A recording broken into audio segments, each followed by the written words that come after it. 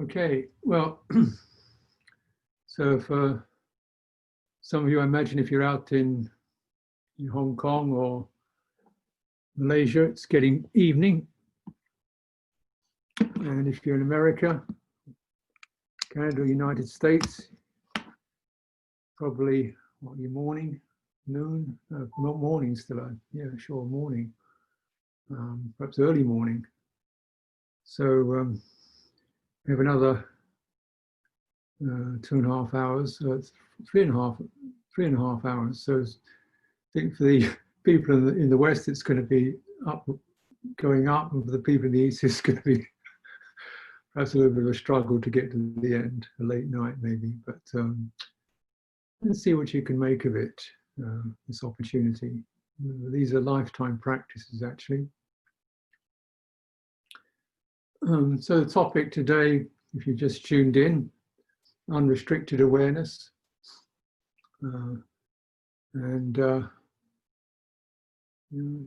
Just that sense in which one's take awareness, chitta, heart, receptivity, sense.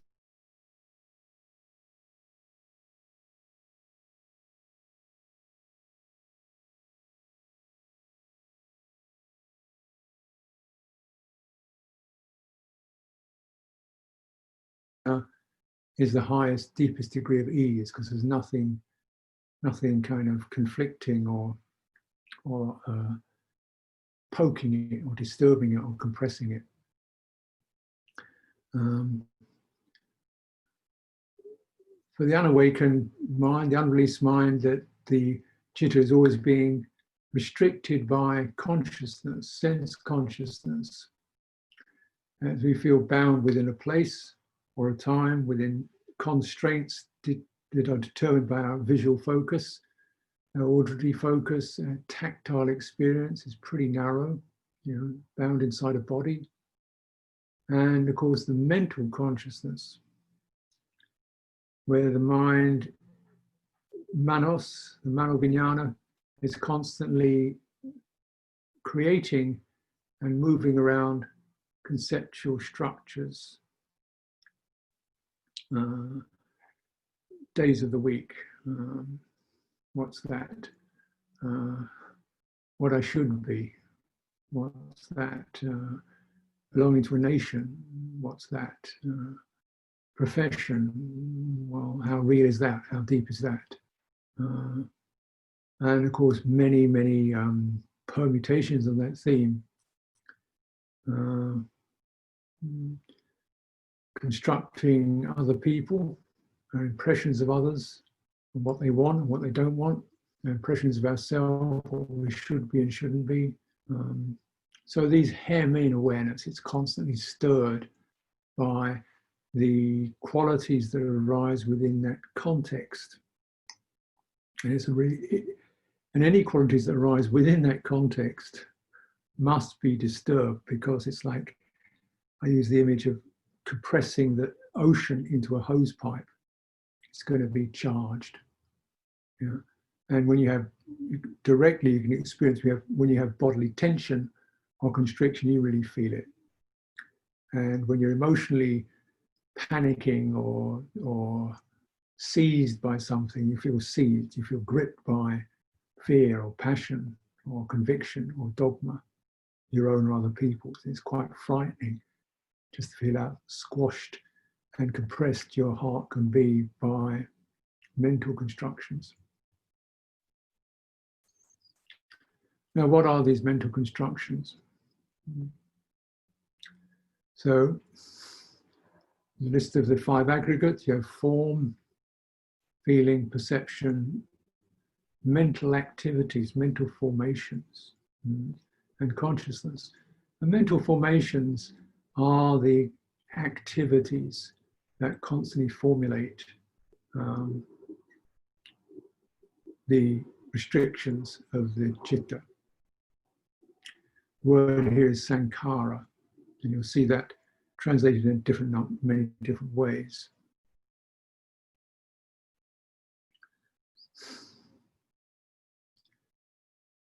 Now these, so sankhara, and you have, so also there's a sankhara is said to formulate the other aggregates. That is when we experience form, we experience really a mental notion of form. Yeah. I imagine if you do, you regard a body, you probably look at the skin, the outer surface of it, that's the body. Well, when you experience it directly, no, it's not. Body experience directly, it's qualities that are constantly shifting. Pressures, warmths, tingles, pulses, flows, and so forth. It's not this cut out thing that you see with your eyes and your mind says, oh, that's... Let alone what other mental activities you make around it, whatever judgments you make around that visual appearance.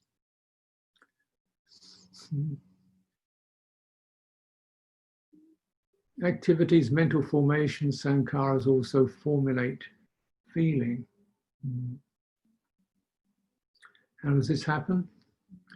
Well, there are any number of things can contact the eye, the ear, the nose, or the mind. In fact, there are almost boundless possibilities for mental contact, something to contact your mind. You remember, you imagine, you fantasize, you speculate, and so forth. Past, future self, and other. Now, what happens is the mental activity of attention shifts to a certain location and goes on to that.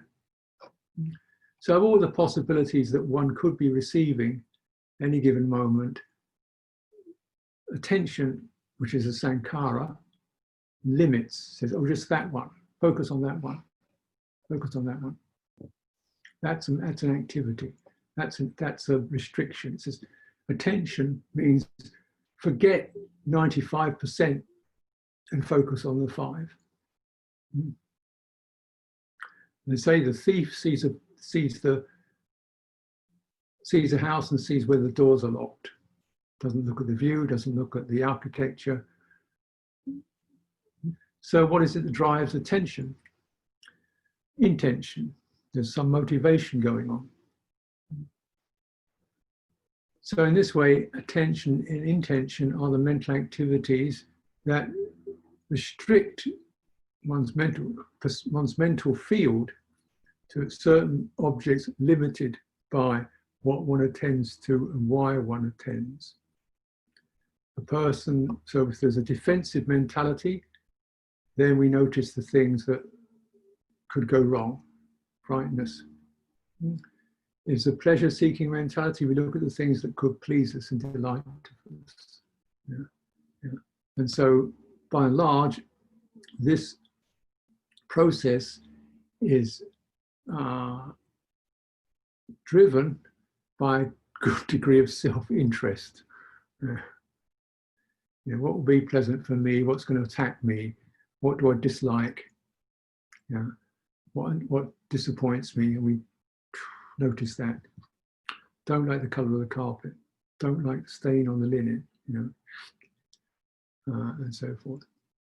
So therefore, the possibilities of what one could be receiving are limited by the motivation, intentionality of the chitta, and it arises in the chitta. The chitta is looking for something,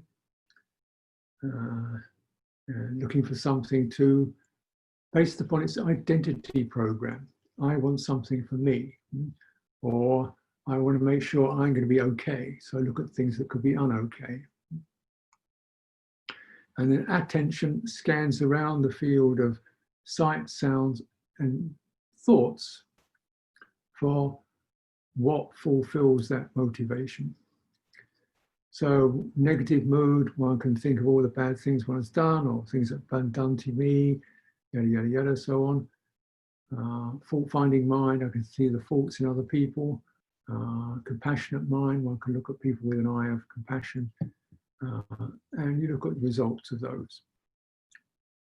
Compassion itself is a direction, is something that has an attention to it.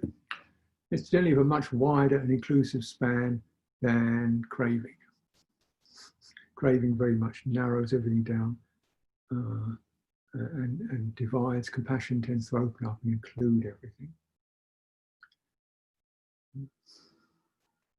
So these are the mental activities. They formulate what we will feel and what we will perceive, perception. That is, where do meanings arise? So this is called karma. Dependent upon what's happened to you, what you've been involved with, you have particular meanings. You might feel that dogs are hostile creatures or dogs are lovable creatures. So every time you see a dog, you want to cuddle one or you feel nervous about them. That dog has got a meaning to it, right? That meaning has been concocted by an incident that happened 10 years ago. And so by and large, when attention scans, it tries to fit current experiences into these meaning boxes. Oh, that's one of those, that's one of those, that looks like that'll be interesting, that looks disgusting, I like that colour, ooh, that's horrible. And of course, you know, when looking into, you see an apple and it's purple, you don't like the look of that. If you see grapes that look purple, that's great. Meanings, perceptions. Of course, the big one is other people. You know, she looking at me with a hostile look. You know, his tone of voice was very aggressive. She gave me a nice smile. This means ding, ding, ding, ding, ding. And little things aroused, negative or affirmative things, or things that give pleasant feeling. A lot of this meaning is actually not that deep. People are eminently dupable. Politician gives a nice smile, says a few amiable non-entities, oh yeah, let's vote for him. It's because he's saying the slogan that's attractive, or got a countenance that's admirable, or a joke or two, or, you know. So these meanings are often really quite superficial. We get superficial attractions and superficial aversions, and we also acquire biases and prejudices. You know, my father had a rough time with Bulgarians. I don't like Bulgarians, or something like that. And of course, you get racism coming into that. And so we slot specifics into generic categories. Specific person becomes one of those. That's the nature of perception. It's to take a particular experience and put it into a category. Oh, he's one of those. She's one of that.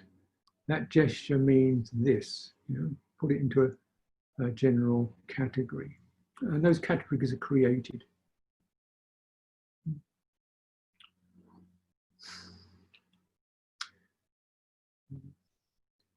Customs, for example, very obvious one. Different cultures have different customs. So a custom in one culture might be completely bewildering in another culture. Why do people shake hands, you know? And rituals and so forth can be very confusing when you come to a different culture. I mean, Buddhism, we get down on our hands and knees and bow. So, you know, now hands and knees, put your head on the floor. What's he doing? How is that a sign? What's that mean?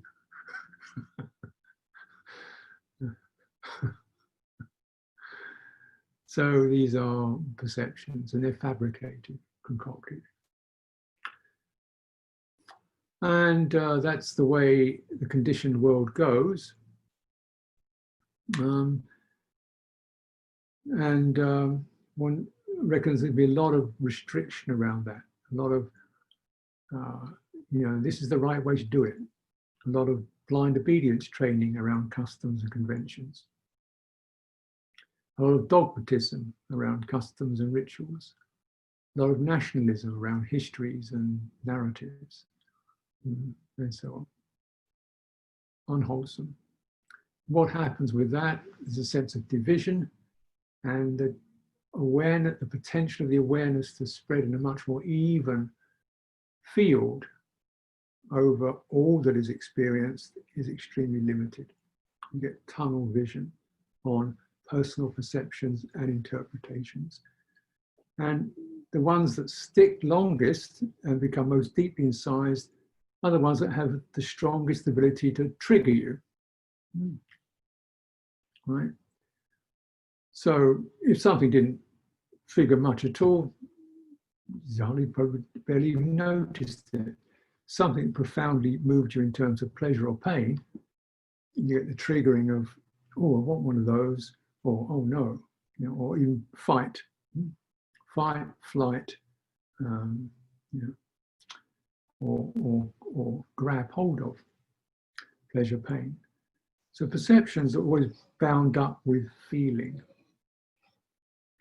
And so it's a very restrictive experience whereby we're actually constantly being triggered because these perceptions are then stored as default patterns in the way our mental behavior comes out. They're the default patterns. You see something and you're triggered. You know, you do the same thing. They become the default mode. So you're very narrow track. And clearly there are some perceptions extremely volatile. You know, you look at politics, you only need to mention one or two politicians' names and you can feel yourself getting charged up, triggered by what? What is actually at that moment a sound triggering a perception in your mind. People's expressions can also have the same effect. You know, a nice big smile, you feel loved. People don't smile, you feel confused or lost. Triggered in the mind. What am I supposed to do? Go forward, go back.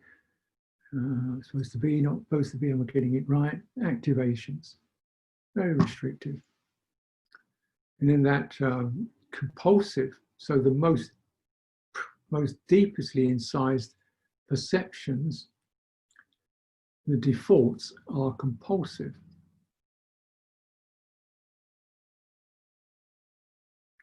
The ones that have created the strongest level of feeling, or most constantly reiterated, or that you've been most activated by, all that creates, deepens and strengthens the default pattern of where your mind, your attention, your intentions, and your ways of trying to cope with it will operate.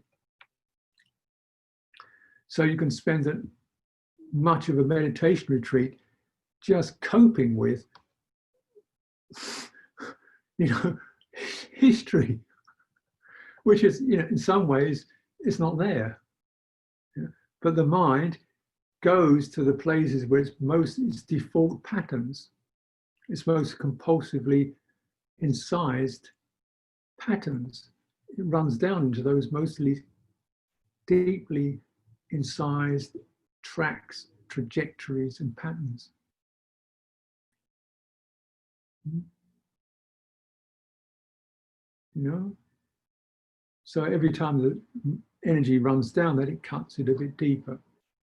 Take the image of, say, of water falling on a plane, the water just goes into the ground. And if you've got a groove in that plane, the water runs down that groove, it becomes a stream, doesn't it? Keep that stream running, it becomes a river.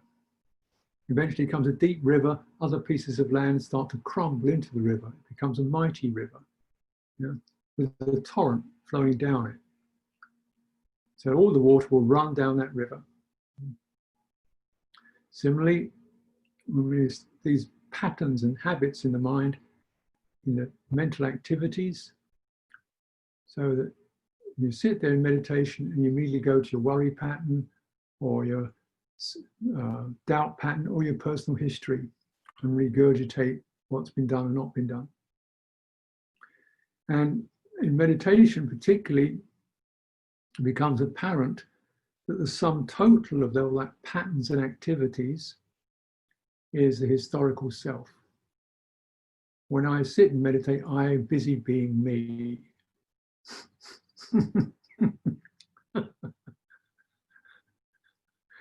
If I don't sit and meditate, that is, in other words, if I turn off external stimulation having something to do, you know, which tends to put a cap on it or layer over it, what arises are the default tendencies. And suddenly there you are in your memories and bad moods and uncertainties and anxieties, the most compulsive ones. And the most compulsive ones are generally unpleasant. Unfulfilled desires. Go back to them again and again. If only, oh wow, if I could, oh yeah. Unresolved wounds, tribunals, you should have done this, you shouldn't have done that. So the weird thing is, the sum total of it is we're attracted to our suffering. Not because it's pleasant, because it's compulsive. The gradient runs down into the dukkha track. The pieces where you've haven't been able to release into back out of the narrow trap into something broader.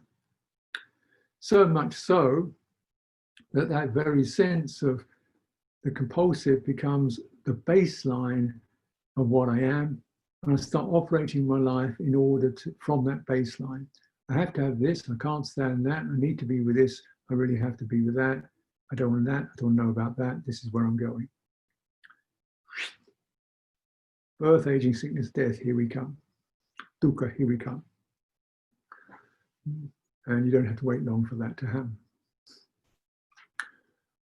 So, and all that keeps on very busy feeding the defaults, feeding the default self pattern, which is always incomplete, always unfulfilled. So it's like throwing things into a black hole. No matter how much you put into it, because it's nature, what we experience ourselves as is the compulsive, unresolved experience. Either things we regret, things we long for, things we wish we were, things we want to be, what other people think of us, what I think of me, and so on. What I think of other people, and so on. So, that is the sum total of the constricted, is called the person. And for the unawakened mind, that very baseline is not challenged at all. Yeah, of course I'm a person. I'm a good person. I'm a pretty good person. I like other people. I want to be with this person, not that person. What kind of person are you? It's like saying, well, what kind of disease have you got?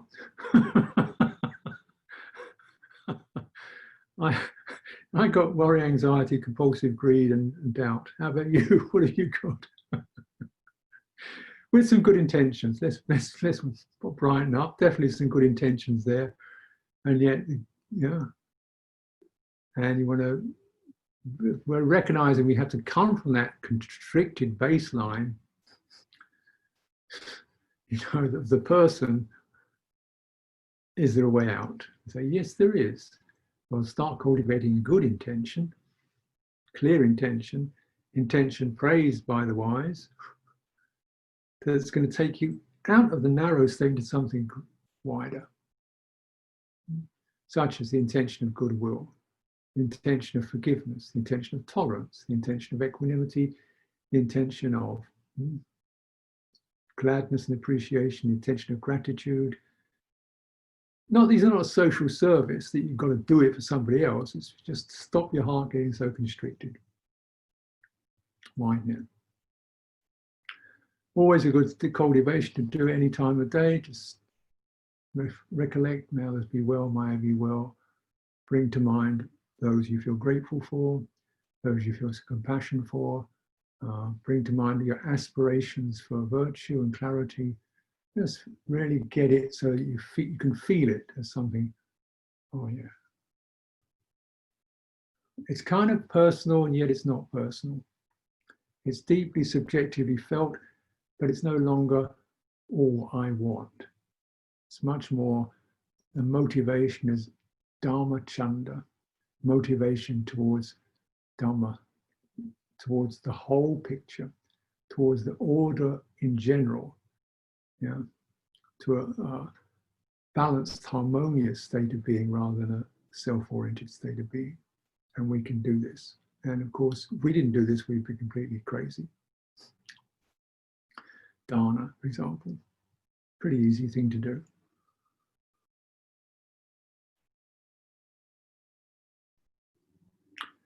Now, as you recognize, well, how is meditation? What kind of intention is there to meditate? What does that mean? It means several things. The word meditation covers is an umbrella word that covers a number of cultivations. Just even recollecting and acknowledging a moment at a time whether what arises in your mind, your mental construction, is this constricting you or freeing you? If your mental construction is towards this has to happen, and that's really what it has to happen, it's going to be restricted. So keeping it broad. This is kind of a attitudinal shift. By and large, people want clarity, rational clarity around what's going on, what's supposed to happen. Who are you? What did happen yesterday? Can we, they want this sense of clarity. And living in this quantum chaotic universe, all you say is, there is no.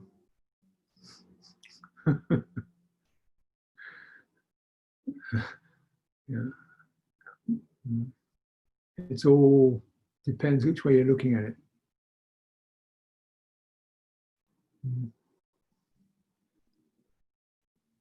People want to know, who are you? What are you about? Depends what you're referring to. People want to create, I definitely know you. What are you referring to? Definitely know yourself. What are you referring to? Something that's changing, shifting, moving around, up, down, open, closed, sleepy, joyful. What are you referring to? If you do get definitely a feeling, a really clear definition, feel what your mind feels like when you get a very clear definition of another person or what's going on. Just feel what your mind feels like. And I tell you, if you look out for it, it may feel really, yeah, great, feeling good. If you look at the energy of it, it is constricted.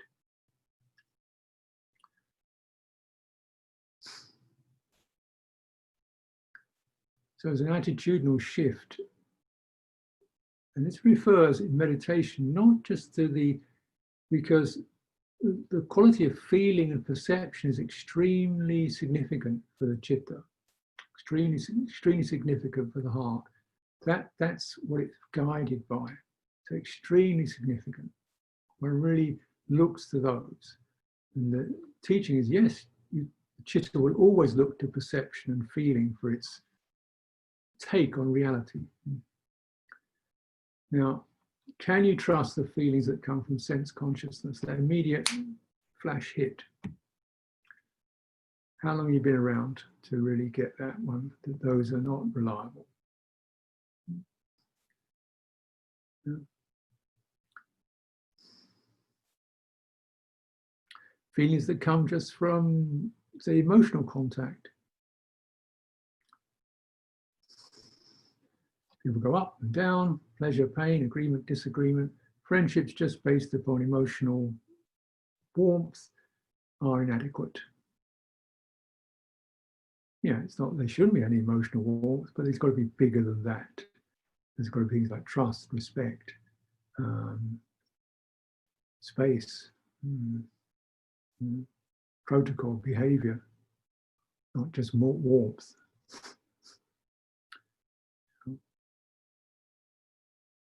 Because just the ordinary immediate feeling that comes from contact or from particular contact perceptions is extremely transient and slippery and giddying. We get intoxicated with it. Absolutely. Sights, sounds can be extremely alluring, provocative, exciting. Tastes, touches, extremely captivating. The chitta dives into them, is buried in them. People lose their wits under the pressure of sense contact. But the feeling that's based upon respect, grounded, where the chitta, instead of feeling the sense object, feels itself. Instead of feeling the contact impression of the sight or the sound or the gesture or whatever, instead of externally driven, it's feeling its own steadiness, its own openness, its own beauty. This feeling is then a feeling that doesn't constrict, and it is accompanied by skillful inclinations. And this is trust. I trust. And with trust, you don't need to be that clear about the future, the past, or what's going on. You trust it. Chitta is open, feels good and balanced in itself, not perturbed by worry, agitation, planning, doubt. So cultivating in line with this, the feeling that comes from skillful cultivation and skillful intention is a feeling that is easeful rather than stimulating. Very important to sense that.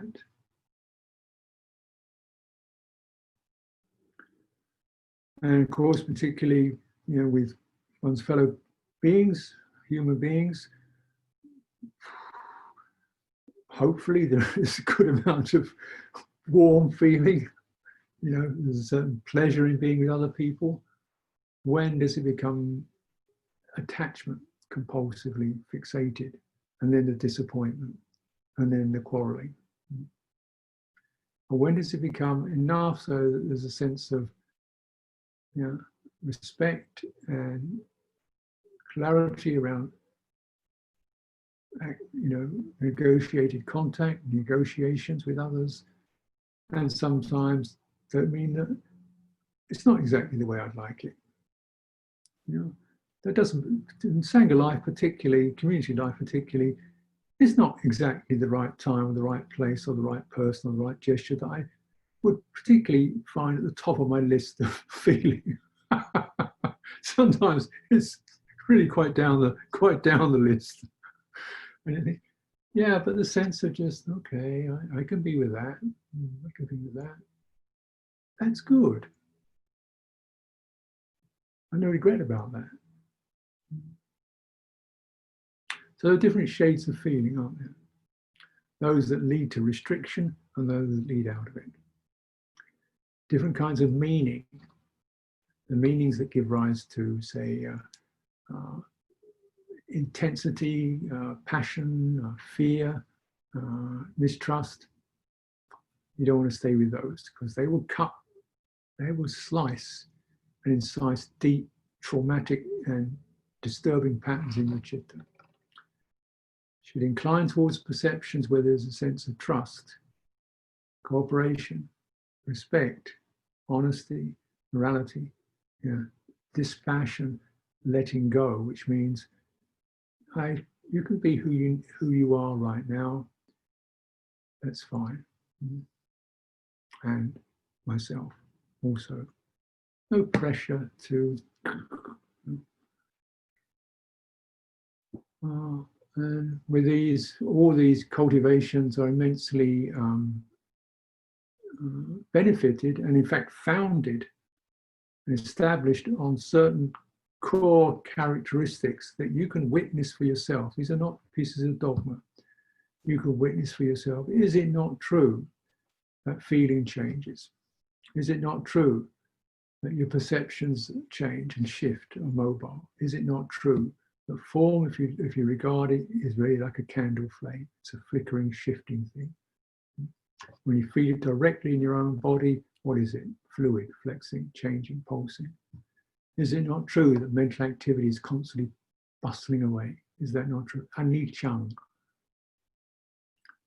Yeah, yesterday's happiness is finished,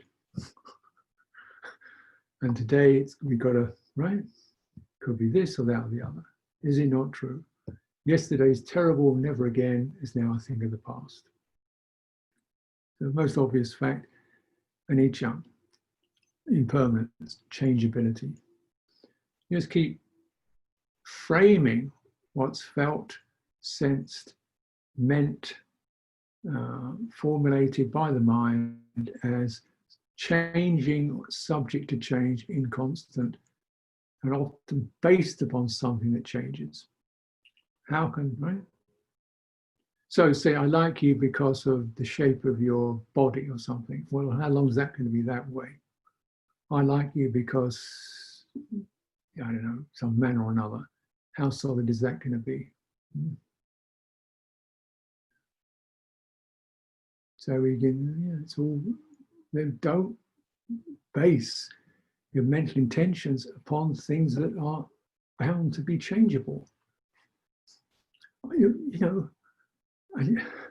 well, can you have some say over that? So you're not bonding to forms, perceptions, experiences that are nature to break up. It's heartbreaking. You know, it really does. It really is heartbreaking. I mean, we can't allow things to end and pass and change and move away. That's their nature. So these are things to anicca, dukkha. Sorry, all created forms are subject to defects. They're not necessarily wretched, but they're incomplete, or they've got a defect in them, or something that doesn't quite fit. Yeah. I like him a lot, except for his sense of humor is a bit adrift, really. Yeah. She'd be great if she didn't get so bossy about being in the kitchen. Yeah. Yeah. And so on and so on and so on. Dukkha. Can we acknowledge dukkha without, as a characteristic? If we don't acknowledge it's a characteristic that's bound to be there, it becomes the first noble truth. We suffer because we've been unable to embrace, be open to, not get triggered by the defective, the incomplete, the things that break down. We get miserable, agitated, resentful, bitter around these things. Yeah. There's always some idea you're going to say exactly right. We're never totally just, fair, clean, straight, on time, punctual. Yeah. And to do that, we have to bend the natural world into some absurd shape that's deeply stressing to try to create it and doesn't last. Then people get upset because it should have been. Learning to live with the unsatisfactory, not to make you miserable, but to enable you to, I'm not getting bothered by that. Anatta, not self, nothing can be owned. Body can't be owned. Life can't be owned. There's no territory here that I can own and hold on to. Physical possessions, material possessions, one's own body, social scenarios, I can't own it. Something we'd like to get it all nice and steady and then hold it. Hoarding, non-owning, one aspect of anatta, nothing can be owned. So what does that do to your wishing to own it? You start to, okay. Right. This is not supposed to make you miserable. This is to get this, to do that, to get the grip of the hands to loosen up. Nothing can be owned. So don't consume, don't acquire anything more than you need, and then let it pass. Anatta also means I can't control things. How annoyed will we get when we can't control? the situation, what other people say about us. I like him only to say positive things and not say negative things.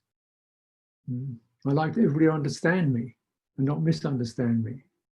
I want to get inside of everybody's head with a screwdriver and make sure they see it exactly the way I do. I want to be able to control it all. And I'll set up something that will do that. I want to be able to control my mind, so my mind behaves properly. You know, how much of meditation, spiritual practice is about trying to control things. I won't be bothered. What does that do? Yeah. So we're not just adopting philosophy, just look at what ownership does to you. Fear of loss, limitation, lock it up. Lock him up, lock it up. What does control do to you? Grip, hold, get your hands on it, don't let it move. Constriction. So it is, anatta is just, loosen it. And the recognition that actually you can glide and float and flow much more thoroughly and much more peacefully than gripping and holding and manipulating and defending. Otherwise, an enlightened Buddha would be totally miserable. Okay, so this is about unrestricted, what this means, and it's changing the baseline from the person and the baseline, personal judgments, personal interpretations into something that can be subjectively experienced, such as contentment, such as letting go, such as clarity, such as loving kindness towards oneself and others, such as dispassion towards feeling and emotion, such as wisdom around one's mental activities and mental structures and assumptions and interpretations. This can be done. And then the mind is freer, settled, more comfortable. Now, this morning we were looking into, or beginning to touch into, the experience of form through the body.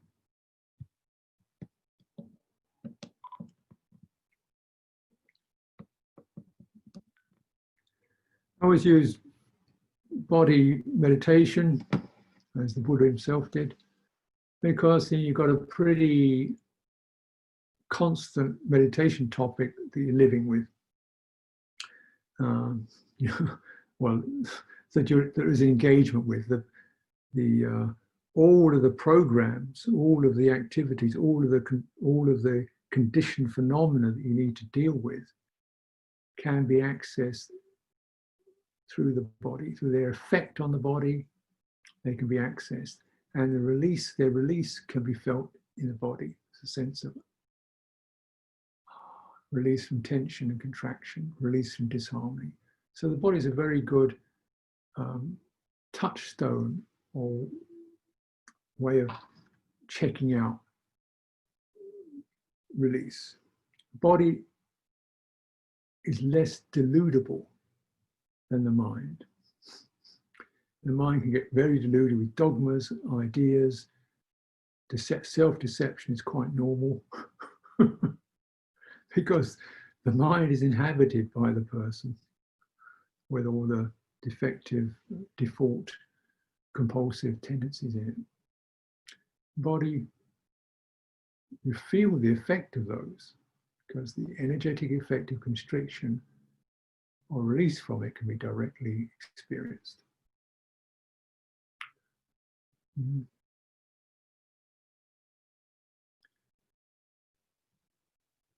So we can start, say when we meditate, we can just start using form, investigating that. How permanent is this? How much self is this? How much under my ownership is this? Changing qualities. And also recognize that when one's awareness opens around it, holds it lightly, but firmly. This property of mindfulness, lightly but firmly and steadily. Light, firm, steady. Light, firm, steady, sustained, lingering. Light, firm, it's not contracted, compulsive, goal-oriented, wavering, but light, firm, steady, holding awareness of the entire bodily form, listening,